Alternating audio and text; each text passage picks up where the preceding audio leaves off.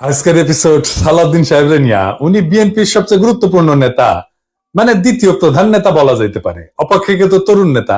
সারা দেশের মানুষের আগ্রহ আছে কলে সালাউদ্দিন সাহেবের বিষয়ে, আমার আছে।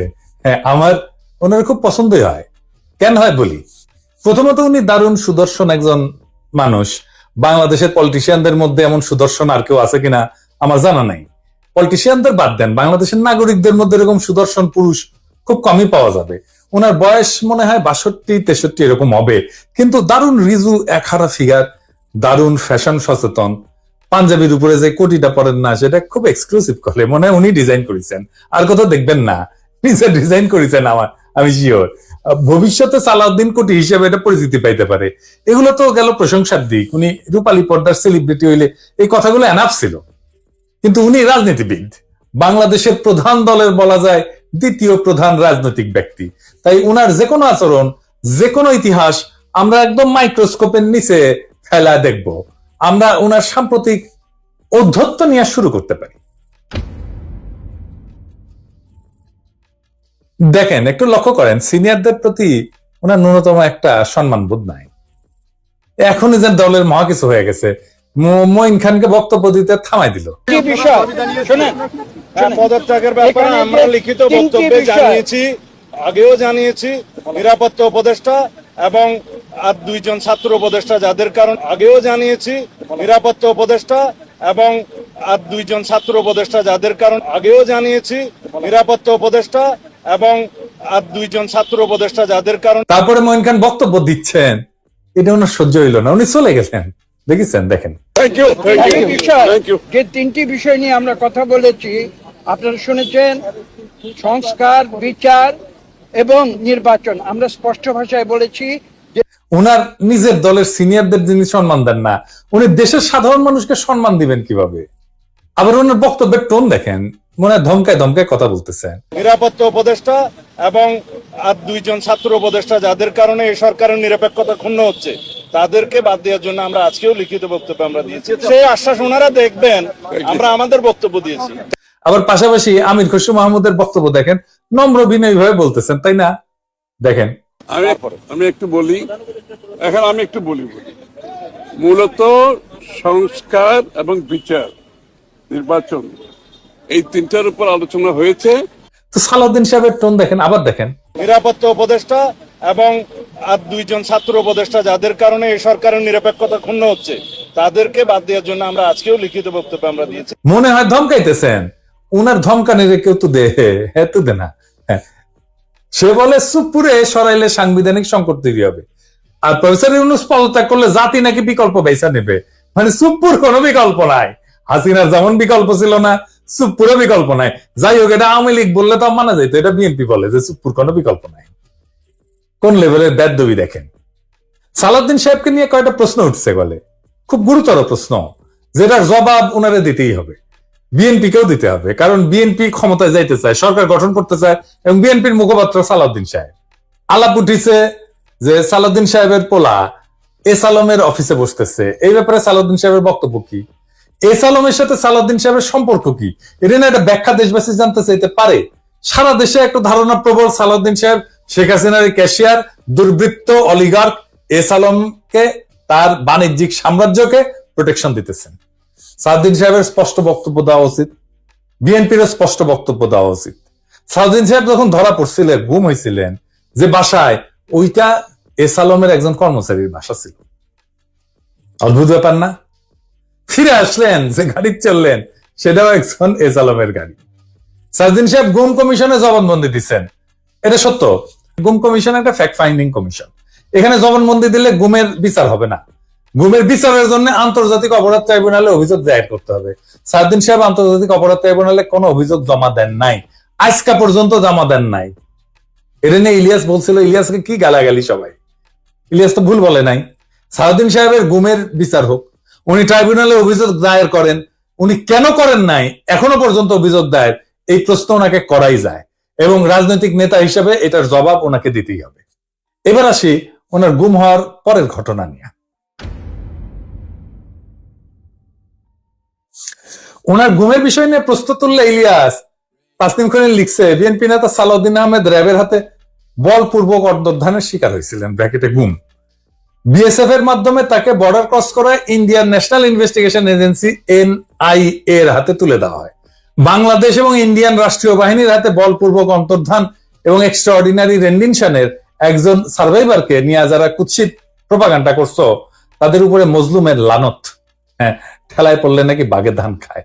আর পার্সিকুলার তাসনিম খলিল ঠেলায় পড়লে ইসলামী ভোকাবুলারি ইউজ করে, লানত ইউজ করেছে। যার জন্য ইউজ করেছে তারে ধন্যবাদ।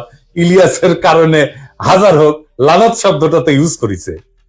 সাউদ্দিন সাহেবের গুমের বিষয়ে আমরা সবসময় কথা বলছি, সবাই, ইলিয়াসও বলছে, সবসময় ওনার পক্ষে দাঁড়াইছে, ইলিয়াসও দাঁড়াইছে। আমাদের সকলের সহমর্মিতা আছে, সমবেদনা আছে। কিন্তু গুম পরবর্তী সময় ওনার কিছু কাজকর্ম প্রশ্নের উদ্বেগ করছে, যার জবাব ওনাকে দিতে হবে, কারণ উনি পলিটিশিয়ান। যাই হোক, উনি গুম হয়েছেন, এটার কারণে ওনাকে কোনো ইনডেমনিটি দেওয়া তো সম্ভব না। সম্ভব না। যাই হোক, এই প্রসঙ্গে বিস্তারিত না যায়, আমরা সালাউদ্দিন সাহেব গুমের পরে কেমন মজলুমের জীবন কাটাইছেন সেটা একটু দেখি। এটা শিলং এর সানরাইজ গেস্ট হাউস, ওইখানে সালাউদ্দিন সাহেব ছিলেন, হ্যাঁ, পুরো সময়টাই। রিভিউ ভালো, ভালো প্রপার্টি, মাশাআল্লাহ। শিলং এ কেউ বেড়াতে যেতে চাইলে থাকতে পারেন, দেখেছেন, দেখেন কি সুন্দর জায়গাপত্র, দেখেছেন, এখানে সব ব্যবস্থা ভালো। ভিতরে যেখানে সালাউদ্দিন সাহেব দর্শনার্থীদের লুঙ্গি পরে দেখা দিতেন, সেটার ছবিও আছে, মিলাই দেখে নিয়েন। অতি আনন্দময় সফরের নিশ্চয়তা দিলাম, বিফলে মূল্য ফেরত দেওয়া হবে।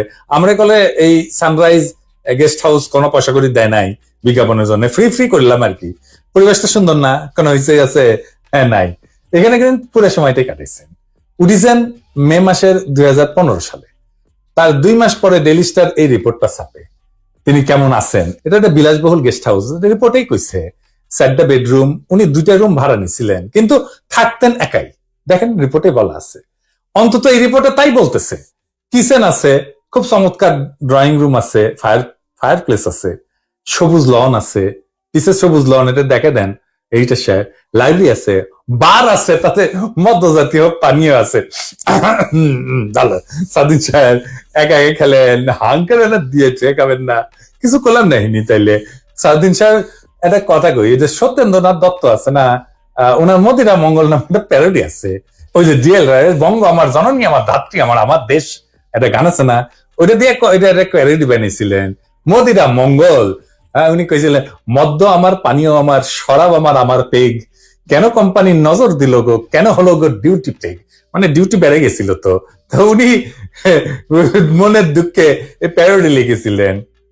তারপরে লিখেছেন, নিরামিষে যকৃতটা শুধু বৈরাগী সম করিছে শেখ, রাগ্গি আমার, মাগ্গি আমার, ভাগ্যি আমার পেগ। হ্যাঁ, আপনাদের প্রিয় রঠা মানে রবি ঠাকুর, মানে বিএনপির প্রিয়। তো রবি ঠাকুরের একটা গান বলি আর কি, আপনারা নাকি রবি ঠাকুরের গানকে জাতীয় সঙ্গীত বানাইতে পারিয়া কৃতজ্ঞ, সেজন্য ওনার একটা না বললে কেনকা করে হয়।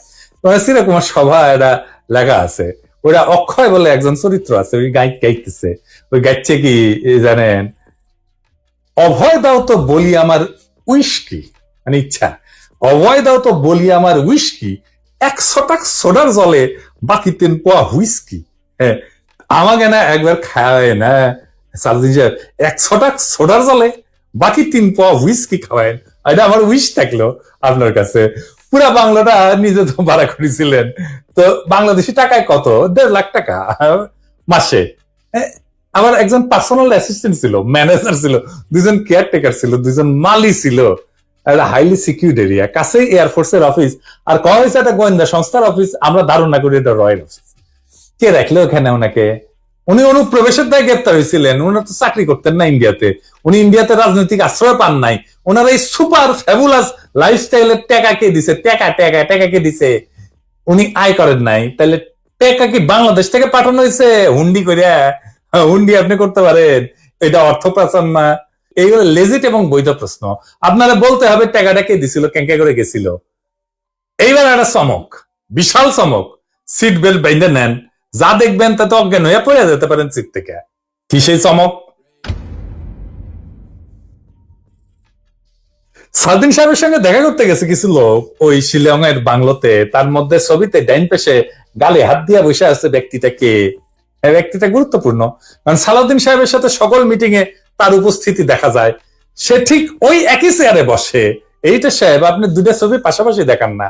দেখেন দুই সময়ের ছবি কলে দেখা করতে এসছে, তারাও ভিন্ন কলে। হ্যাঁ, সাউদ্দিন সাহেব এক ছবি লুঙ্গি পরে আছে আর এক ছবি পায়জামা পরে আছে, দেখেছেন। কিন্তু ওই বান্দা ঠিকই একই আছে, ওই চেয়ারে কেসে যান। তার নাম কি জানেন? তার নাম বিপ্লব পার্থ। চট্টগ্রামে তাকে সবাই চেনে, আওয়ামী লীগের একজন লেসপেন্সার, আওয়ামী লীগের একজন কর্মী এবং ভারতীয় এজেন্ট হিসেবে। আওয়ামী লীগের 15 বছর পুরোটা সময় দাপটের সাথে জীবনযাপন করে গেছেন। ছিলেন চট্টগ্রাম মহানগর আওয়ামী লীগের সাধারণ সম্পাদক আজম নাসির উদ্দিনের অন্যতম ডাইন হাত। আজম নাসিরের অনলাইনে একটা পোর্টাল আছিল, তার নাম ছিল জয় নিউজ। জয় নিউজের সাংবাদিক হিসেবে দীর্ঘদিন কাজ করেছিল এই বিপ্লব পার্থ, মাশাআল্লাহ। কিন্তু এইসব পরিচয়ের বাইরেও তার একটা বড় পরিচয় আছে। বিপ্লব পার্থর মূল পরিচয়, সে ইসকনের চট্টগ্রাম বিভাগের মিডিয়া সেলের সমন্বয়ক। হ্যাঁ, সমন্বয়ক। এটা আবার গৌরবে ফেসবুকে ঘোষণা দিয়ে প্রচার করেছিল সে। চট্টগ্রামে চিন্ময় ইস্যুতে সবচেয়ে বেশি যে লোকটা সক্রিয়, সেটা হইতেছে বিপ্লব পার্থ। দেখেছেন মিছিলে, দেখেছেন আজম নাসিরকে দ্বিতীয়বার চট্টগ্রাম সিটি কর্পোরেশনের মেয়র নির্বাচনের জন্য মনোনয়ন পাওয়া দেওয়ার জন্য ওই নাকি অমিত শাহর কাছে নিয়ে গেছিল আজম নাসিরকে। আওয়ামী লীগ সরকারের আমলে বিপ্লব নাকি 60 বারের বেশি ইন্ডিয়া সফর করেছে। গর্ব করে কইতো, সব জায়গায় প্রচার করতো। আর এই সমস্ত সফরের নাকি বেশিরভাগই ছিল সরকারি সফর। তার পাসপোর্ট যাচাই করা হোক, তার প্রমাণ মিলবে। ইমিগ্রেশনে খোঁজ নেন, দেখেন কয়বার গেছিল। এটা পুলিশের কাজ, গোয়েন্দা সংস্থার কাজ। কেন একজন ব্যক্তি এতবার ভারত সফরে গেল, সেটা নিশ্চয়ই কারণ আছে। অনুসন্ধান করে এই রহস্য উদ্ধার করা হোক। এতদিন আওয়ামী লীগ হইলেও, এত সাজলেও আওয়ামী লীগ সাজলেও 5ই আগস্টের পর হঠাৎ কইরা রূপ বদল করে বিএনপি হয়ে গেছে। সব প্রোগ্রামে যায় বিএনপি। একসময় সাংবাদিকতা করলে এখন পুরোপুরি বেকার করে এবং কাজ করে না। তো শোনা যায় আর কি যে ওক নাকি রয় ঢুকাইছে বিএনপির মধ্যে এবং বিএনপির সমস্ত তথ্য ভারতে পাচার করার জন্য। এমন একজন বিতর্কিত সেন্সিটিভ লোক ফ্যাসিবাদী সরকারের সময় কয়েকবার দেখা করছে সালাউদ্দিন সাহেবের সাথে। কি কারণে? সালাউদ্দিন সাহেবকে তো কইতে হবে কেন সে সব মিটিং এ থাকে। 5ই আগস্টের পর বিপ্লব পার্থ শেল্টার হইতেছে, গডফাদার হইতেছে বিএনপির আরেক স্থায়ী কমিটির সদস্য আমির খসরু মাহমুদ চৌধুরী। দেখেন ওর সাথে, দেখেন খালি ঘুরে বেড়ায়। স্বীকৃত, এটা প্রকাশ্য এবং স্বীকৃত। অথচ গত 15 বছরের ছাত্র দল এবং যুব দল করা হিন্দু সম্প্রদায়ের প্রচুর লোক আছে চট্টগ্রামে, তারা কাছে ভিড়তে পারে না আমির খসরু মাহমুদের।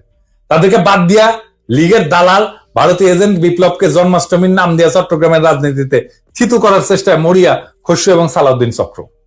ছবিতে দেখেন বিপ্লব পার্থ মোদির সাথে ছবি, দেখেছেন? মোদির সাথেও ছবি, সালাউদ্দিনের সাথেও ছবি, ইসকনের চিন্ময়ের সাথে ছবি, ইন্ডিয়ান হাই কমিশনের সাথে চট্টগ্রামের বিভিন্ন ইভেন্টের ছবি। এবার বুঝেছেন তো আমির খসরু কেন অমিত শাহের সামনে জুলকাপ্পর নাম করতে যায়? কানেকশন বুঝেন? আমির খসরু, সালাউদ্দিন, ইসকন সব বরাবর। আর আরেকটা ইস্যু আছে, সেটা হইতেছে মরাল ইস্যু। আমার স্কুলে বড় ভাই ডাক্তার ফিরোজ খুব ভালো ছাত্র ছিলেন। ডাক্তারি শেষ করিয়া উনার ক্যারা উঠেছিল, উনি পলিটিক্স করবেন। খালেদা জিয়ার অ্যাসাইনমেন্ট অফিসার ছিলেন, খুব দাপুটের নেতা ছিলেন বিএনপির। শুনতাম উনি নাকি দুর্নীতি করে ফাটাই ফেলিছে। তারপরে শুনি 1/11 পর অস্ট্রেলিয়াতে গেছে। একটা ছোট্ট ঘরে 2 মেয়ে সহ পুরা পরিবার নিয়ে থাকতেন। ওই একই ঘরে থাকা, ঘুমানো। নিজে নাইট গার্ডের চাকরি করেছেন ডাক্তার হইয়া। হারিস চৌধুরী সিলেটের জমিদার বংশের ছেলে ছিল। রাজনীতি করে এসে সব হারিয়েছিলেন। 1/11 পরে থাকতেন পান্তপথে, খুবই দিনহীন ভাবে, পরিচয় লুকায়। মারাও গেছেন পরিচয় লুকায়। বেওয়ারিশ হিসাবে তাকে দাফন করা হয়েছিল। নিরাপত্তার কারণে পেট চালানোর জন্য চাঁদনি চকে কাপড়ের দোকানে কর্মচারীর কাজ করতেন। সেরা পাঞ্জাবি পরতেন, রিক্সায় চড়ার পয়সা ছিল না, হাইটে যেতেন।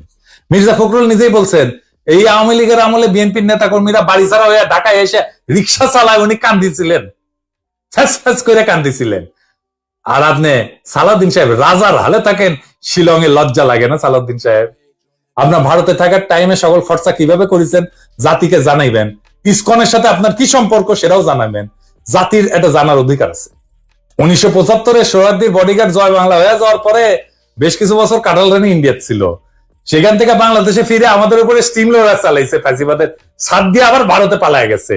অনেকে বলে হাসিনা পালায় যাওয়ার পরে সালাউদ্দিন নামের এই বিএনপির নেতাকে ভারত বাংলাদেশে পুশব্যাক করে দিছে। এতদিন আসতে পারেননি উনি, তারপরে 1 সপ্তাহ যায়নি হাসিনা পড়ছে, উনারে পেটে দিল।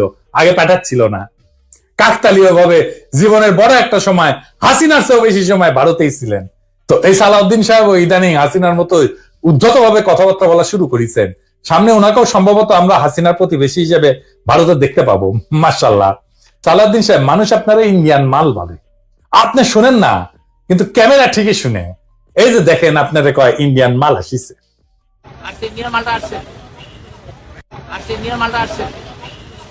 একজন নেতার চেহারা, পোশাক, স্টাইল, ফ্যাশন এ সমস্ত ইতিহাসের পাতায় জায়গা করে নেয় না। ইতিহাস মনে রাখে নেতৃত্বের সততা, আত্মত্যাগের পরিমাণ, আর সেই নেতার অবস্থান দুর্দিনে কোথায় ছিল। সালাউদ্দিন আহমেদ নিঃসন্দেহে গুমের শিকার হয়েছিলেন। সেই সময় দেশবাসী তার জন্য কাঁদছে। কিন্তু একজন মজলুম যখন বিলাসের চাদরে নিজেকে মুড়ায় ফেলেন, যখন নিজের গুমের বিচার আন্তর্জাতিকভাবে দাবি না কইরা তার রাজনৈতিক মূলধন বানায় ফেলেন, তখন প্রশ্ন ওঠেই। এবং এই প্রশ্ন তার ব্যক্তিগত না, সমগ্র বিরোধী দলের নৈতিক ভিত্তির উপরে আঘাত আনে। বিএনপিকেও বুঝতে হবে, সরকার বদলানোই রাজনীতি না। আদর্শ, ত্যাগ এবং গণমানুষের বিশ্বাস অর্জনই রাজনীতির মূল সোপান। আর সেই বিশ্বাস অর্জনের পথে সবচেয়ে বড় বাধা যদি হয় নিজের দলে থাকা সদ্য ভুক্তভোগী, ছায়া সুবিধাভোগী কিংবা একবিংশ শতকের গেস্ট হাউস রেভলিউশনারি, তাহলে শাসক পরিবর্তন হইলেও শাসন ব্যবস্থা বদলায় না। সালাউদ্দিন সাহেব, আপনি যদি সত্যি গণতন্ত্র চান, তাহলে সাংবাদিকের ধমকানো বন্ধ করেন, দলের সিনিয়রদের সম্মান করেন, জাতীয় ঐক্যের প্রতীক প্রফেসর ইউনূসকে তার যোগ্য সম্মান দেন, সম্মান নিয়ে কথা বলেন। আমরা চাইলে আর একটা প্রফেসর ইউনূসের মতো ফিগার পাবো না। চাইলে বটতলার উকিল হাজারো চুপ্পু পাওয়া যাবে। এসালামের ছায়া থেকে বেড়ায় আসেন। আর সাহস থাকলে আন্তর্জাতিক অপরাধ ট্রাইব্যুনালে গিয়া বলেন, আমি গুম হয়েছিলাম, বিচার চাই। কারণ মানুষ আর একজন হাসিনা খুঁজতেছে না, তারা খুঁজতেছে এমন একজন নেতা যে প্রহসনের মুখোশ পইরা ট্র্যাজেডিকে উপহাস করে না। মানুষ ইতিহাসের পুনরাবৃত্তি চায় না, তারা ইতিহাস বদলাইতে চায়। তাই সিদ্ধান্ত আপনার সালাউদ্দিন সাহেব, আপনি ইতিহাস হবেন না আর একটা ব্যঙ্গাত্মক পুনরাবৃত্তি হবেন। আপনি বিশাল নেতা, আমরা অতি ক্ষুদ্র পিঁপড়া, কিন্তু মহাকালে যখন আমরা কেউই থাকবো না, সেই সময় এই ভিডিও থাকবে, প্রশ্নগুলো থাকবে, ইতিহাস জানবে। কেউ কেউ প্রশ্ন জারি রাখছিল, কেউ কেউ সবকিছু মেনে নেয় নাই। এইভাবে জাতি চ্যালেঞ্জ করবে সেই দলটাকে যারা আগামী সরকার গঠন করতে চায় একটা রক্তাক্ত বিপ্লবের পরে, যে বিপ্লবের আকাঙ্ক্ষা ছিল ভারতীয় আধিপত্যবাদ মুক্ত একটা দেশ। সেই দেশে যদি আবারও কারো ছায়ায় আসে সেই পুরনো ভারতীয় শকুন, সেই দলকে, সেই ব্যক্তিকে রুখে দেওয়া প্রত্যেক দেশপ্রেমিক বাংলাদেশের কর্তব্য।